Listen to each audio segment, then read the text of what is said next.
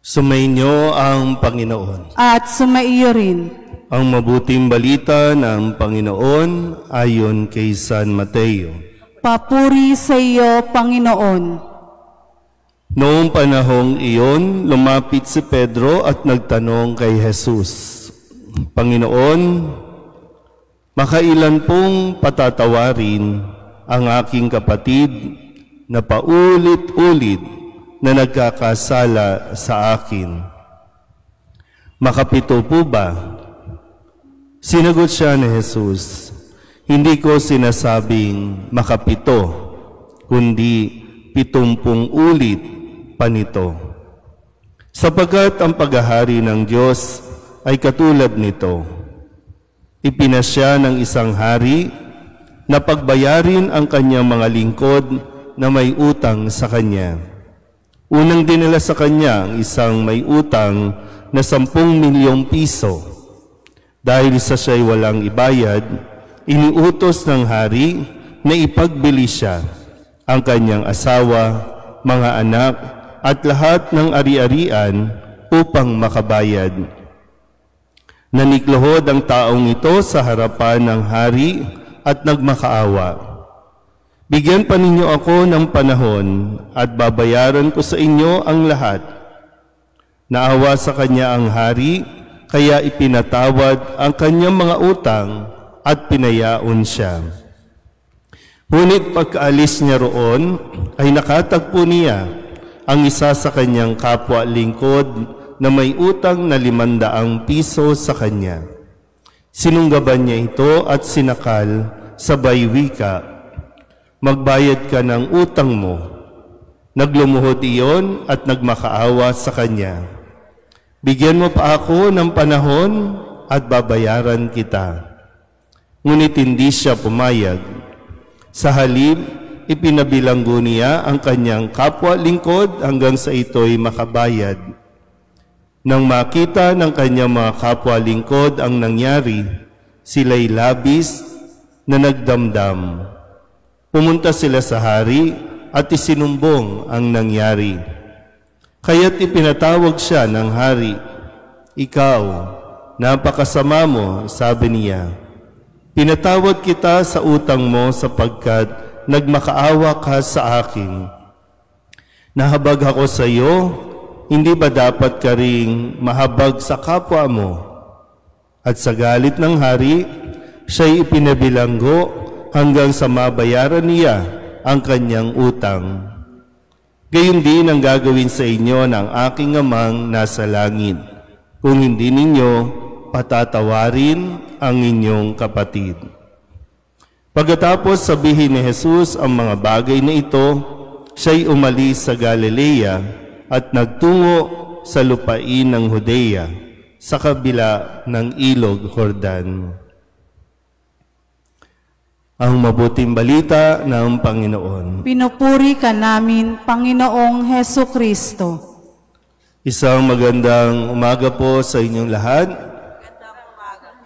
Ngayon po ay Huwebes ng 19 na linggo sa karaniwang panahon at ating pong ginugunita ang kapistahan ni San Maximiliano Kolbe, isang pari na napabilang sa mga ibinilanggo noong panahon ng Nazi, noong pagpapahirap sa mga Hudyo, at sa kanya pong kabutihang loob na kahit na siya ay nahihirapan sa mga manual labor na ipinapagawa, ay umiral pa rin at pinairal niya ang pananampalataya sa ating Panginoon sa tulong nawa niya na kung saan nasubok din ang kanyang katatagan na ipinakita at patuloy niyang ipinangaral na walang ibang makapangyarihan kundi ang pag-ibig. Hindi galit ang makapangyarihan kundi ang pag-ibig. Matindi ang nagagawa ng isang taong punong-puno ng galit. Pero mas matindi ang magiging epekto ng isang taong pag-ibig ang pinapairal. At hindi natin kakayanin na magpatawad hanggat meron tayong galit. Kaya nga sa ating pong Ebanghelyo, ang tanong ng marami, na tanong din Jesus, hanggang kailan ako magpapatawad? Hanggang kailan ko patatawarin ang aking kapatid? Tanong nyo rin ba ito o ayaw natin pag-usapan?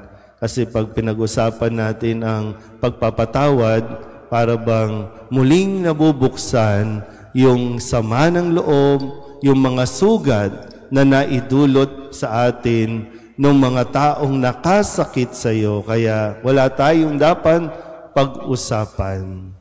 Alam niyo, minsan naisip ko, bakit hindi tayo natatahimik kahit na wala na yung taong nakasakit sa atin? Di ba may mga ganun tayong karanasan? Hindi natin masumpungan yung katahimikan kahit wala na ang nagpahirap sa atin.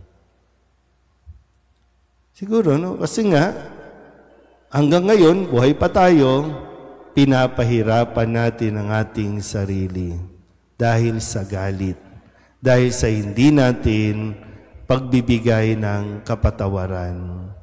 Ilang beses nga ba? Pero yung tanong din ay, binigyan na ba natin ng pagkakataong makahingi ng tawad yung taong nakagawa sa atin? Pwede kasing ganun din, no? Kasi paano mo patatawarin ng isang tao, hindi naman humingi ng tawad? Pero may mga pagkakataon na kahit hindi pa humihingi ng tawad, patawarin mo na, hindi para sa kanya, kundi para mapalaya mo ang iyong sarili mula sa sakit na naidulot niya. Hindi para sa kanya, kundi para sa iyo. So bakit ka magpapatawad?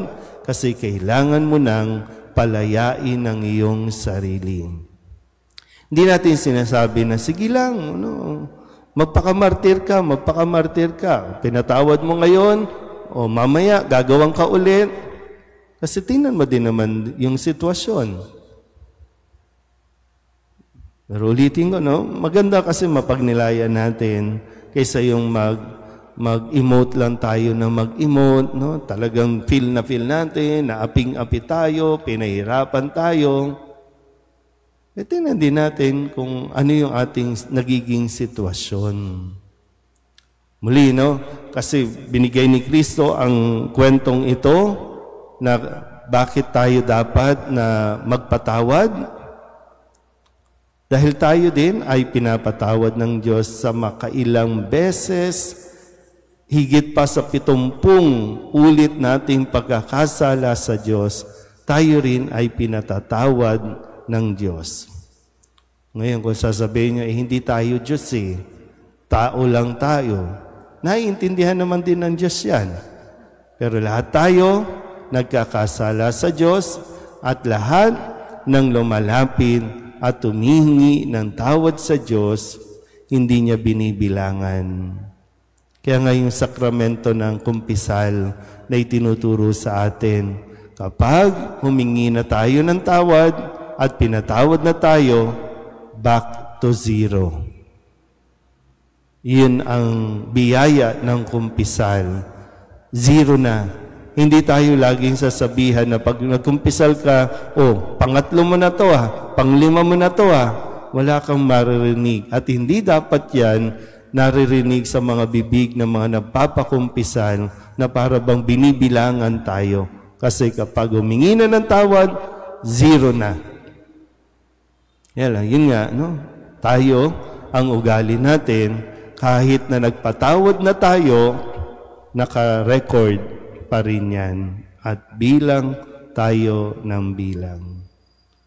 Kaya nga po, isang biyaya na dapat natang hilingin sa tulong ni San Maximiliano. Gaya ng nasabi ko sa umpisa, mas pairalin natin ang pag-ibig kaysa sa galit.